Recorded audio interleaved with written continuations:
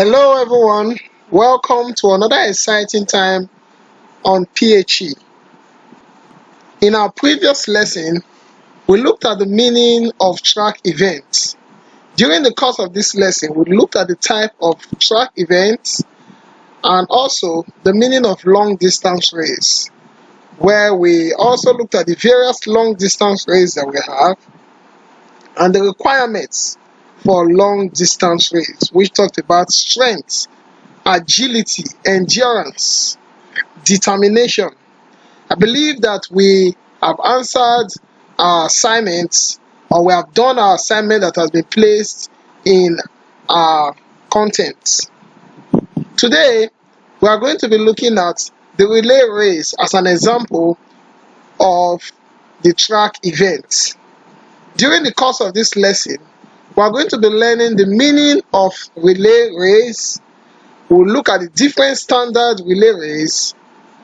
We are going to be also looking at the important rules of a relay race, and lastly, strategies of the relay race.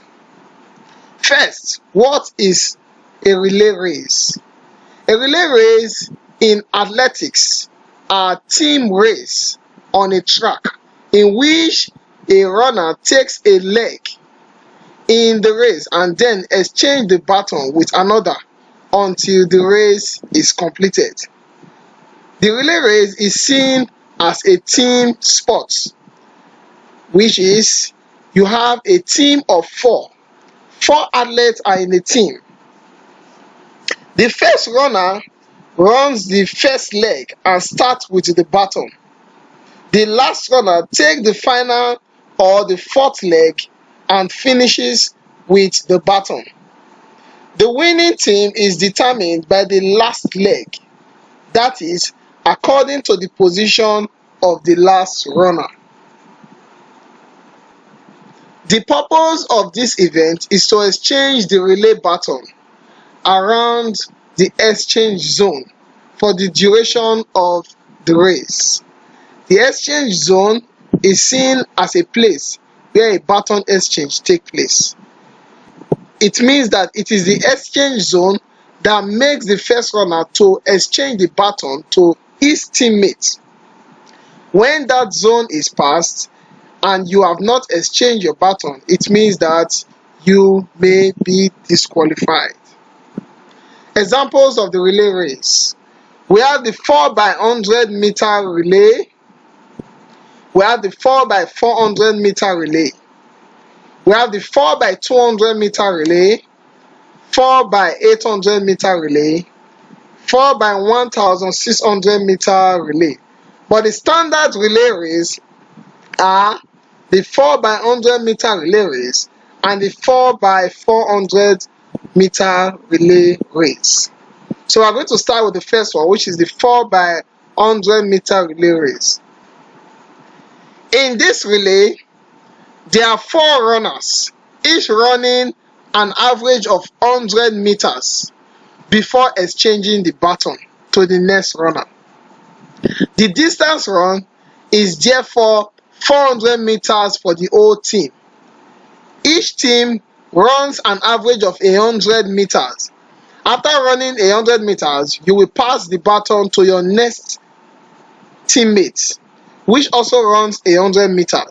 So if you times it by 4, which is the total number of athletes in a team, you will find out that you have totally run 400 meters for the whole team. We also have the 4x400 meter relay. In the 4x400 meter relay, there are four runners, each running a leg of 400 meters on average before exchanging the baton with the next runner. It means that each teammate run a total of 400 meters. After you run 400 meters, you exchange your baton, compared to the 4x100 meters where the athletes will only run, each athlete will only run 100 meters.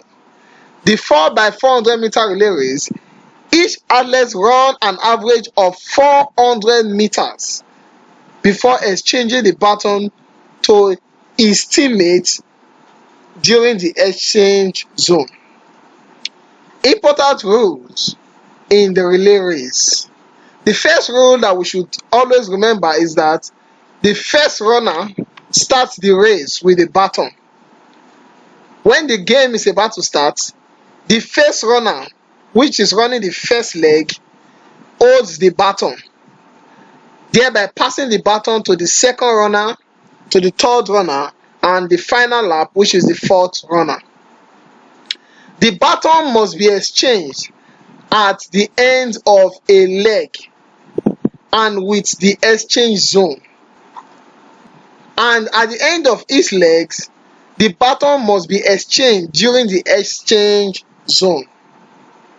A team may be disqualified for the following reasons: dropping or losing the baton.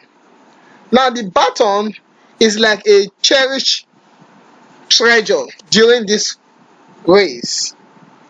This treasure is not supposed to be dropped or lost at any time.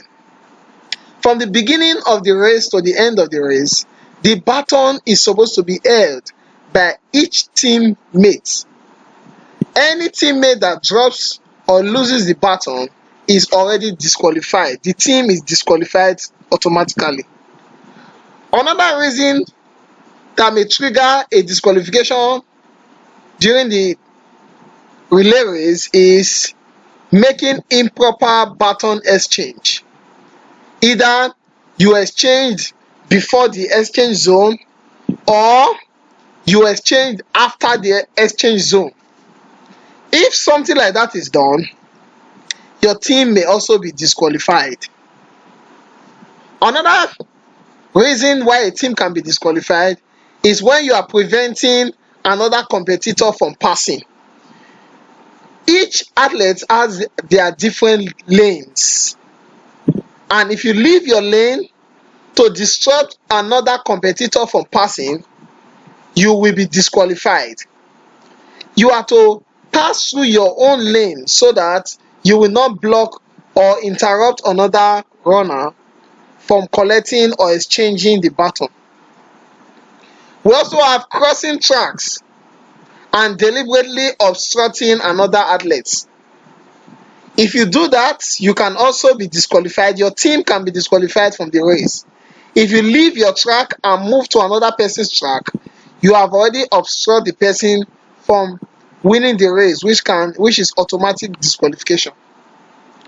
Other reasons also include making false starts. Now, before a race starts, they will give you a little time to prepare, telling you on your mark, get set, and go. Not until that go signal is given, you are not supposed to move. So when you make a false start, you can also be disqualified. Also, making improper overtaking. When you overtake another athlete or competitor improperly, you can also be disqualified. Refusal to exchange baton. You have overrun and you decided not to exchange the baton. You decide to carry the baton, maybe you are the second runner, you decide to carry the baton to the end of the finish line. Automatically, you are already disqualified. Your teammates are already disqualified. So when it gets to that baton exchange zone, you are supposed to hand over the baton to your next runner. Looking at the picture that we have here, we can see the baton is being exchanged. And during that time, everybody are already exchanging their baton to the next runner. The last is breaking any official rules and regulation. If you break any of the official rules, your teammate and yourself are automatically disqualified from the race. Strategies for arrangement in the relay race. Now, like we said, it's a team sport, and because of that, you have 4 runners in a team. So you have to have a strategy if you want to win. And the strategy for this is that for the first leg, which is the first runner, should be the second fastest runner in the team. Do not carry your best runner to start the race. It should be the second fastest runner.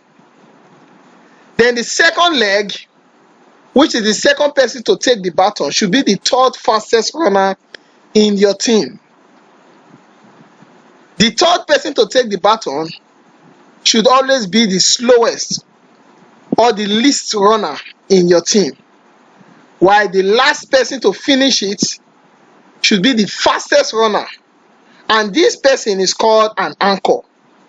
An anchor is the person that finishes the race and also the fastest person in the team. I hope we have taken notes, and I believe that we now know the strategies of the relay race. We now know what an exchange zone is, the requirements of running a relay race, and how a team can be disqualified. Do not forget to do your assignment, and if you have any question, you can chat me up or place your question on the question box. Thank you, and see you in our next class.